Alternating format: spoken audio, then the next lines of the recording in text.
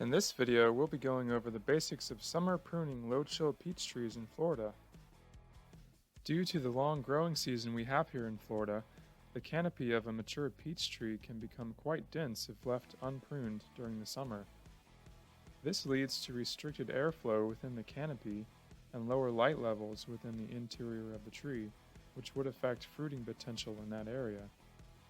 Long, vertically growing water shoots typically crowd the middle part of the tree in summer, and these are removed to preserve the open center training system.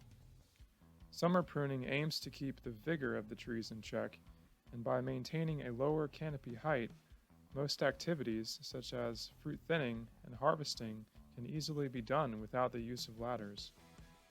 Unfortunately, dwarfing rootstocks are not currently available for peach trees, so size control needs to be done through pruning techniques. The first summer pruning can be done as early as 12 to 18 months after initial planting, depending on the season it was planted and how much growth has occurred. The first manual topping happens when the tree has reached a height of around 40 inches. Another topping occurs when the tree reaches 5 feet in height. After a tree reaches 7 feet tall, a tractor hedging implement is commonly used to prune back to this height in future summer prunings. Topping the trees at each of these heights will encourage more lateral branching along a greater span of the main scaffold branches. Once topping has been performed, some additional manual pruning needs to be done. We'll go ahead and demonstrate the steps of how mature trees in our orchard are pruned. These general principles can also be applied to younger trees. Summer pruning can begin as soon as harvest has finished for the season, and up to several weeks after that. In Florida, this is usually sometime in early to mid-May, depending on the variety being grown and the weather for that year.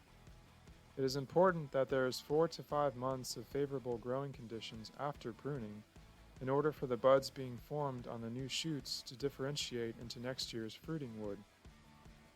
In the first step, the tractor hedger takes 1 to 2 feet of growth off each side of the tree row to help maintain enough space for foliar sprays the rest of the summer. This step can of course be done by hand if access to a tractor implement is not possible. The next step is to top the trees. Here we use the hedger again horizontally and top the trees back to a height of 7 feet.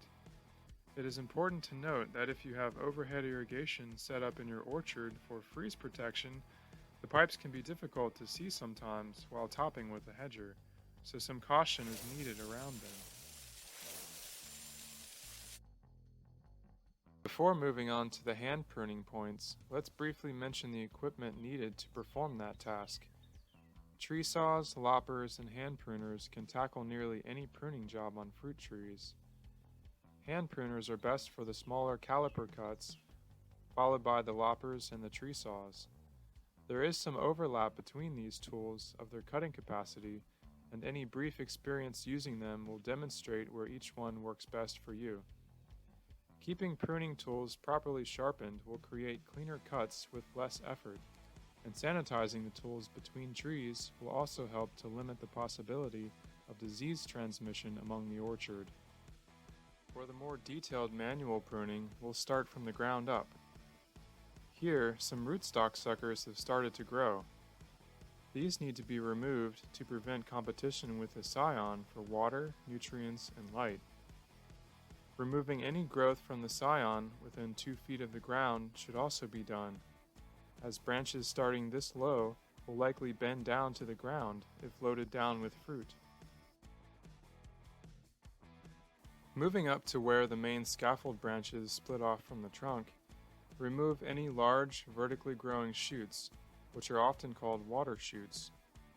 These usually continue growth late into the season when the other lateral branches have slowed down. Branches that are crossing into the middle of the tree can also be removed. It is recommended to leave some smaller lateral branches in the middle or cut them in half, so that some shading can be provided to the trunk to prevent bark cracking caused by intense sun. It is common to find branches that have sections of blind nodes, or areas where there are no buds or leaves. These should be pruned back to the nearest branch with good budding and leafing, as these will produce little to no fruit in the next season except maybe at the end of the branch.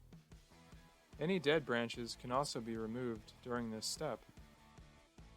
After all the previous pruning steps, there will still be many long, medium-sized lateral branches that need pruning. These medium caliber branches should be headed back to either a pair or a trio of smaller lateral branches. This will remove apical dominance from the tree even further.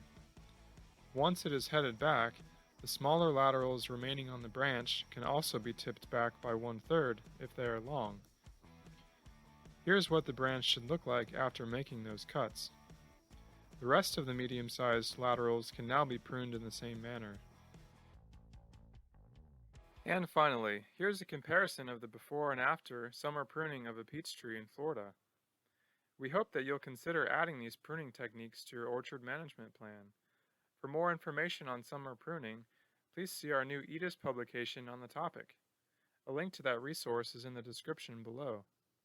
To stay up to date with our latest content, be sure to hit that subscribe button, and thanks for watching.